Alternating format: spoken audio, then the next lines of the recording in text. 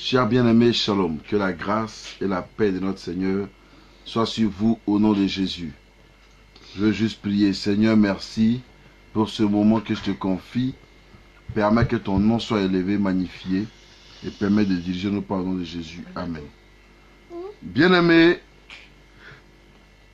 je vous ai pris juste en cours pour qu'on puisse parler pendant 5 minutes de l'avortement. L'avortement, c'est quoi? C'est les Blancs qui ont donné le nom avortement. Sinon, avorter, c'est tuer. Voilà. Parce que quand tu prends l'avortement, la Bible ne fait pas trop cas de l'avortement. Puisque la Bible n'en parle pas. Donc la Bible ne fait pas trop cas de l'avortement.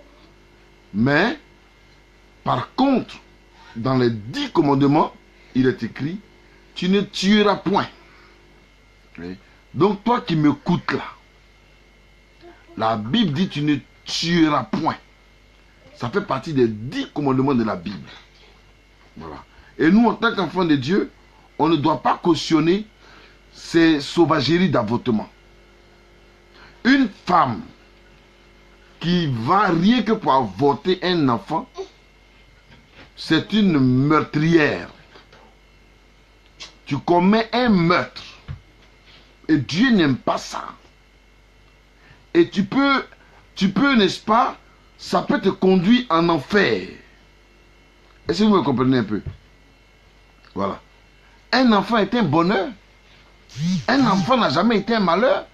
Un enfant n'a jamais été, n'est-ce pas, un emmerdement pour qui que ce soit. Mais c'est un bonheur devant le trône du Père. Et c'est un bonheur pour l'être humain lui-même. Est-ce que vous comprenez un peu? Un enfant est un bonheur. Donc j'exhorte chacun de nous. J'exhorte chaque peuple. J'exhorte chaque enfant de Dieu. Mais surtout même ça m'étonne que l'avortement existe dans le milieu chrétien. Dans le milieu chrétien. Ou dans le soi-disant milieu chrétien. Quand il y a par exemple des filles qui se font engrosser, soit même par le pasteur, et puis ils sont obligés d'aller se cacher pour aller enlever ça. Ou bien ils se font engrosser par le prêtre. Et puis on dit non, comme le prêtre ne doit pas faire enfant, donc on doit tuer ça. Soyez délivrés au nom de Jésus. Les avortements détruisent. Les avortements tuent. Les avortements font du mal. Les avortements, regarde, toi-même là, si ta maman a voulu t'avorter, si tes parents ont voulu t'avorter là, est-ce que tu allais exister? Tu n'allais pas exister. Donc pourquoi toi à ton tour maintenant, tu veux avorter? Si tu as pris ta grossesse, que le gars dit il faut aller avorter, sinon, si tu n'avortes pas, il ne va plus te marier, c'est qu'il ne t'a jamais aimé. Il faut garder ta grossesse. Garde ta grossesse et puis il faut accoucher. Parce que l'enfant que tu vas mettre au monde là, demain c'est lui qui peut te donner à manger, tu ne sais même pas. Demain c'est lui qui sera premier ministre, tu ne sais même pas. Donc il faut garder ta grossesse. Il ne faut jamais écouter les hommes qui disent non, parce que tu es enceinte, il faut enlever la grossesse, parce que moi il t'aime, il ne t'a jamais aimé. Et si en allant enlever maintenant, tu meurs dedans. Si en allant enlever maintenant, quelque chose t'arrive. On fait comment? Lui va vivre. Mais toi, tu es mort. Pour toi, est terminé. Lui va vivre. Mais toi, tu es mort. Pour toi, est terminé. C'est pas normal. Hein? On ne doit pas demeurer. L'avortement est condamné. Donc, l'avortement, c'est un langage qui n'existe pas dans le milieu de la Bible. Hein? C'est pour cela que ils ont donné un nouveau nom. On dit avortement. Non, sinon on appelle ça tuerie, assassin. Celui qui avorte là, c'est un assassin. C'est un tueur de première classe. Il est pareil. On le met sur le même pied d'égalité qu'un tueur. Quelqu'un qui a pistolet dans sa main. Tu as tué. Je vais vous dire la révélation en 85. En 1985, il y a une dame camerounaise qui a eu une révélation où le Seigneur l'a enlevé pour l'envoyer au ciel. Et quand le Seigneur l'envoie au ciel, la dame là, elle a fini avec avortement. Elle tue mal. Elle mourut pas et puis quand elle prend ventre là, elle enlève les enfants en désordre. Donc un jour, elle est morte et puis elle s'en va vers le ciel. Vous savez ce qui est passé? tous les 10 enfants qu'elle a avortés là, les enfants là l'attendaient. Les enfants qu'elle a avortés avec seringue là, l'enfant avait seringue dans sa main, ça l'attendait sur la route comme ça. Ceux qu'elle a avortés avec, comment on appelle ça là? Elle a avalé bouteille. Ou bien ceux avec qui elle a fait n'importe quoi là. Ces personnes-là les attendaient. Hein? Tous les enfants attendaient avec chaque produit avec lequel, si c'est des comprimés, l'autre enfant a comprimé dans la main. Donc maintenant, elle passe au milieu des enfants. Et puis, les enfants lui disent, mais maman, pourquoi tu nous appelles ça? Maman, pourquoi tu nous appelles ça? Et puis, on lui montre ses comprimés dans sa main. Elle a tellement crié, tellement effrayé. Elle voulait se réveiller. Réveiller, ne réveille pas. Hein? Il a fallu qu'on lui dise, va et dis à toutes celles qui sont en train d'avorter là, que ces enfants-là les attendent là-bas. Quand tu vas mourir là, il est mieux qu'on te dise, meurs pas en paix. T'as compris? Voilà. Maintenant, si vous voulez qu'on parle de versets bibliques, par exemple, moi, je peux vous donner des textes, mais qui ne parlent pas directement d'avortement, mais ça parle de tuerie. Regardez comment l'enfant apporte la paix, l'enfant apporte la joie, l'enfant, voilà, nous tous on a été enfants, depuis on a grandi. Maintenant, pourquoi toi, tu ne veux pas donner la chance à l'enfant qui est dans ton ventre et tu veux le tuer? Donc, si tu es en train de m'écouter, que tu étais sur le point d'avorter, n'est-ce pas? Que tu es sur le point d'avorter, je te demande simplement d'arrêter cela au nom de Jésus. Je t'en supplie d'arrêter. Voilà. L'avortement ne peut pas te faire du bien. L'avortement détruit. L'avortement tue. Et l'avortement ne te fait pas du bien. Voilà. Donc, si tu prends par exemple, comme il dit, la Bible n'aborde pas directement le sujet de l'avortement, mais beaucoup de passages bibliques montrent très clairement ce que Dieu en pense.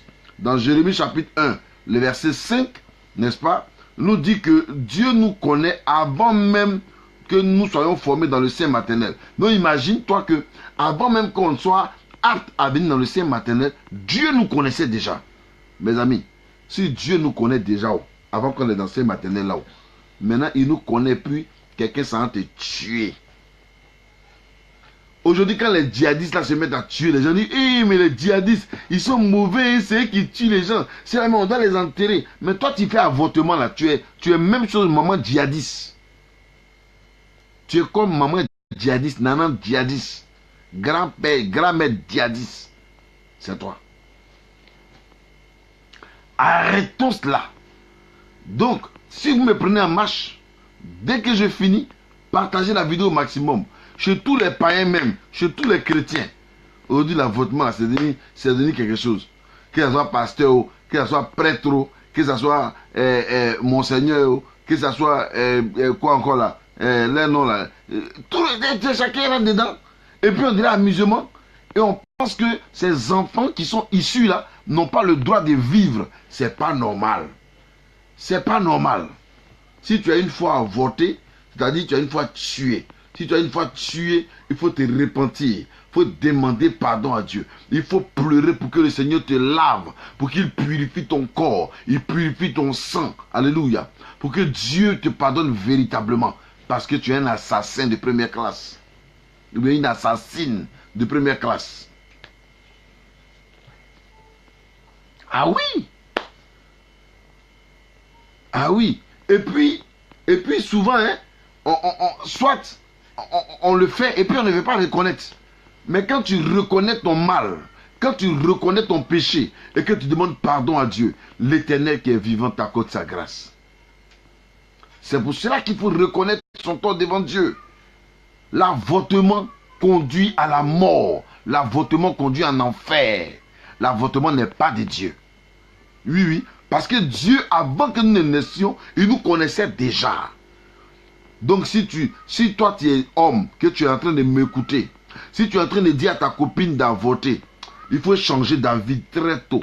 Parce que l'enfant qui va naître là, c'est l'enfant qui va te sortir d'affaire demain. Tu as compris? Si tu es une femme, que ton ami ou ton mari est en train de te pousser à l'avortement, il faut refuser. Alors, il a lu quoi? Quand il dit aux gens, ouais, j'ai 9 gosses, il a dit, papa, c'est trop, hein? Mais c'est trop parce que je ne suis pas dans l'avortement. C'est trop parce que si tu es enceinte, tu accouches. Tu accouches, je me donne mon enfant. Amen. Ah oui, oui. Mais si, désolé, depuis c'est ma femme, il est enceinte 1, elle accouche. Il est enceinte 2, elle accouche. Il est enceinte, elle accouche. C'est fini. Il y en a qui disent non, vous êtes en Europe seulement, c'est enfant, vous faites. Et puis quoi? Qui vous a dit que blanc ne fait pas enfant? Aïe, blanc fait enfant. Il y a des gens même ici là. Allez, il y a des blancs ici là. Ils n'ont pas de 5 enfants, 6 enfants, 7 enfants. Il y en a même qui ont plein d'enfants.